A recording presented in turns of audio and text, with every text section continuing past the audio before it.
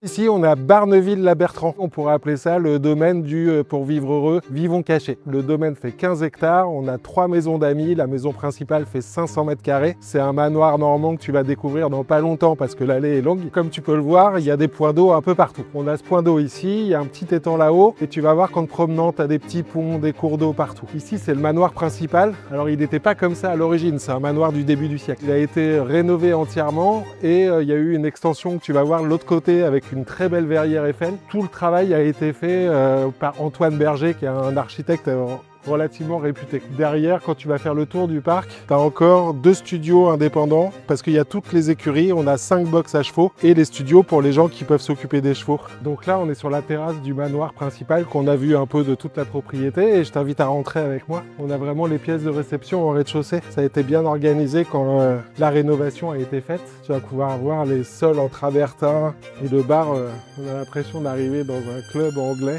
Et tout tourne autour du jardin et on a une cuisine qui est confessionnelle.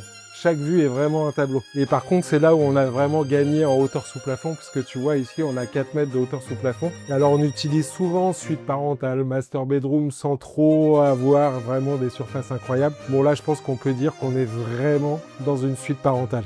90 mètres carrés d'espace uniquement pour les parents. Le bureau et un espace salle de bain qui est assez phénoménal. C'est assez dingue. Et je sais pas si tu vois, tout le sol a été fait un peu sous le format bateau on retrouve à l'église d'Honfleur ou dans certaines chapelles comme à l'entrée. On a vu toute la propriété et les annexes. Si jamais ce bien vous intéresse et si vous souhaitez le visiter, toutes les informations concernant cette propriété sont dans le descriptif.